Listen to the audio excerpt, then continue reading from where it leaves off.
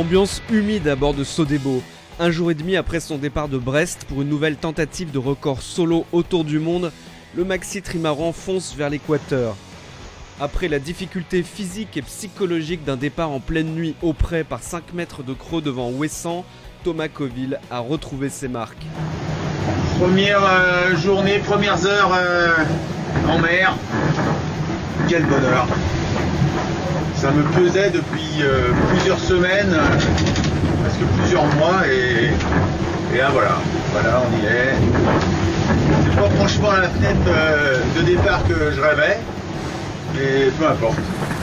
La fenêtre choisie a en effet contraint Coville à une traversée du golfe de Gascogne difficile dans une mer casse-bateau. Mais c'était peut-être bien la dernière de la saison, et le maxi trimaran rouge en a vu d'autres. Construite en 2007 sur plan Irons Cabaret, Sodebo est l'un des plus grands trimarans de solitaire. 31 mètres de long pour 16,50 mètres de large, avec des foils, un mât basculant et près de 600 mètres carrés de toile au portant.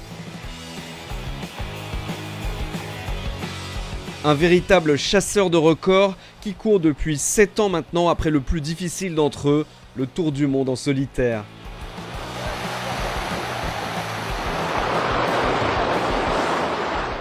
En 2007, une première tentative échoue à cause d'une collision avec un ovni.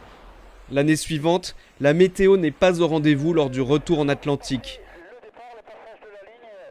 Un troisième essai en 2011 est pénalisé par une rencontre inopportune avec un cétacé. Bis repetita, c'est vraiment c'est une énorme déception. Et cette année, un faux départ en novembre est suivi de 3 longs mois d'attente en stand-by à Brest. Le moins que l'on puisse dire, c'est que Thomas Coville a de la suite dans les idées. C'est un projet pour moi, c'est un projet qui me tient à cœur, c'est un projet qui fait partie de mon histoire, c'est un projet que j'ai dans les tripes. Des tripes et du talent, il va en falloir pour battre Francis Joyon qui a placé la barre très haut avec 57 jours, 13 heures et 34 minutes.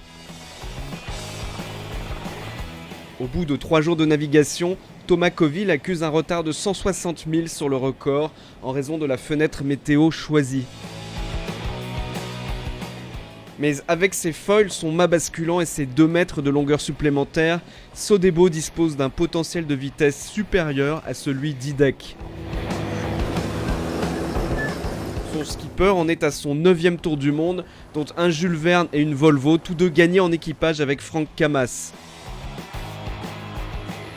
Il ne lui reste plus qu'à trouver ce brin de réussite qui jusqu'ici lui a toujours manqué.